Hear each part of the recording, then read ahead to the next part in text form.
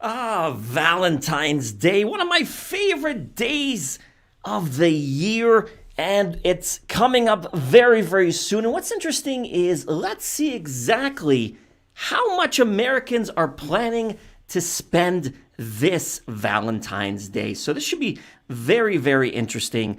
Perhaps unsurprisingly, spending peaks at $247 for couples that have been together for less than 2 years. So that's a fair value.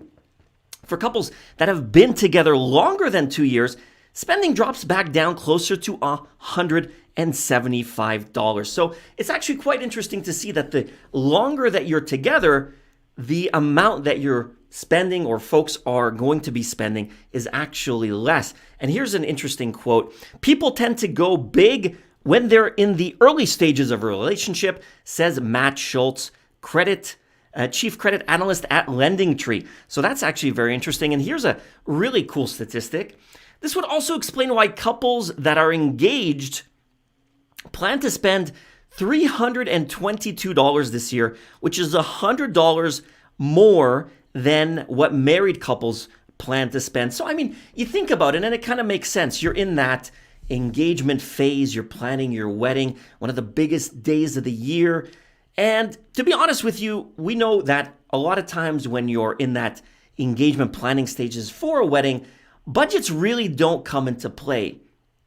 You're kind of spending what you feel like spending when it comes to a wedding dress, to wedding facilities, to wedding decorations and whatnot. So this is actually not surprising that when you look at the engaged versus non-engaged, it's $100 more, which is actually quite significant. So again, if you're in that planning stage of getting married, just note that it's great to plan a wonderful wedding.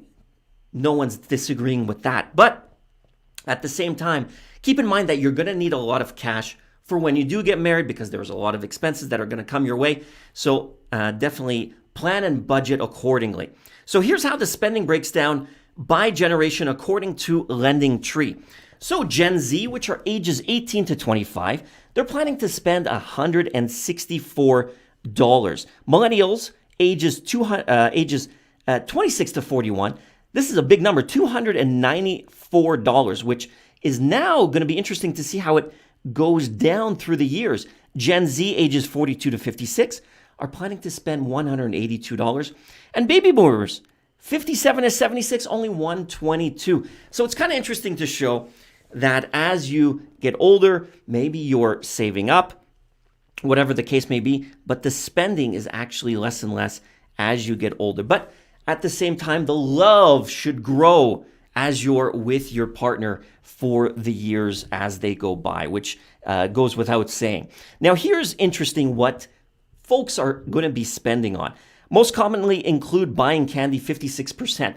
Candy is huge. I love chocolate myself. I don't know which has more spending on chocolate. Is it Easter or is it Valentine's Day? But definitely it goes without saying. Now, here's an interesting one. Folks. Greeting cards, 40%. Now, I want you to go down into the comments and leave a comment about when you get a greeting card, what is the amount of time after you get the greeting card that you should keep the greeting card before you perhaps throw it away, pack it up in a box, get rid of it. You know, when you get a greeting card, you'll put it up on the fireplace or on your desk or wherever you can visibly see it.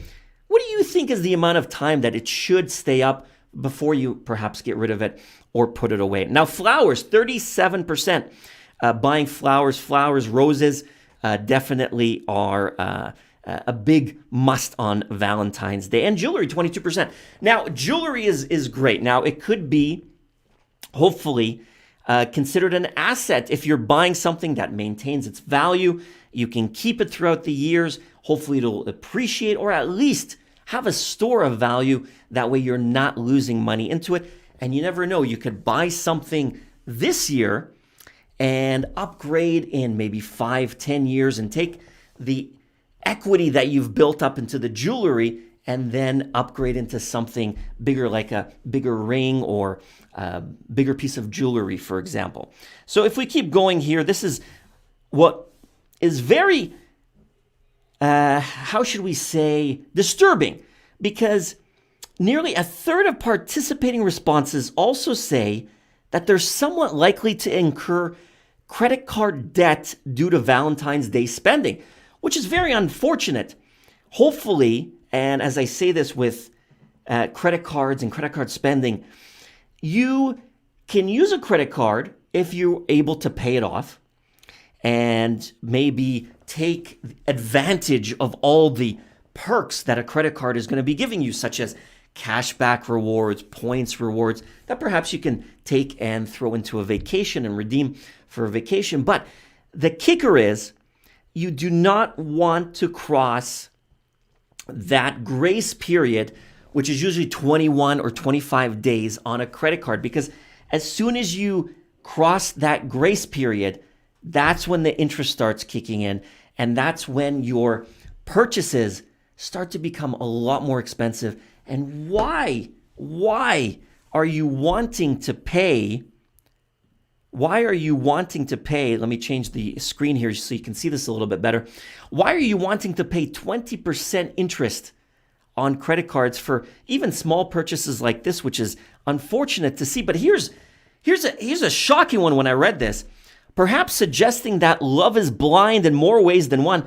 43% of those respondents say they'll hide the debt from their partner. Now, at the end of the day, you never want to hide debt or hide any sort of gain of income from your partner. It's a partnership at the end of the day. You're in a married relationship. You could be in that situation. And it works best when you're transparent with your partner because at the end of the day, you can think of it as a business. Every person has their role in that business, and everyone needs to know what's going on with the business. Are we in a deficit? Are we in a surplus? Are we in debt? Are we? Do we have assets are appreciating? And that's where you find the most benefit in your relationship. So a very, very interesting article to say the least. Leave a comment down below. Let me know what you're thinking of doing this Valentine's Day. Is it a nice fancy dinner? Is it going out to a sporting event or to the theaters? One thing that I noticed in here, going back, I think it was, let me just check where it was here. Here we go. 41% of respondents are saying that they would like gifts of experience this year, like concerts or sporting events. I think with the pandemic, as it says here, which again matches pre-pandemic demand as measured in previous versions of the NFA survey. I think it's really important for us all to really start going back out again, really start in a safe manner, of course, to help contain the spread of this pandemic that we're experiencing. But to get back out, so many industries got hit hard. The hospitality industry, from hotels to restaurants to, of course, the movie industry, sporting events.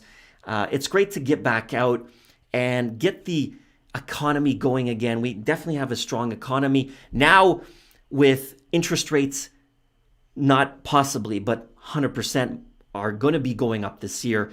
The Bank of Canada and the US Fed have also indicated that they are going to start raising rates, which is going to put a lot of pressure on a lot of folks. It's time to go out, enjoy the time we have with each other, and make it an amazing Valentine's Day and help the economy as well by giving, spreading some good cheer to some industries that have certainly been hit hard. Hope you got a ton of value in this video. Listen, if you haven't already subscribed to the channel, I don't know what you're waiting for. I drop daily smarter personal finance videos on this channel so you are able to have your money work for you, so that then one day you are able to live a life that you want to live on your own terms so you can spend it with your family and friends. My name again is Maher Abiad. Thank you so much for tuning in. I will catch you in the next video.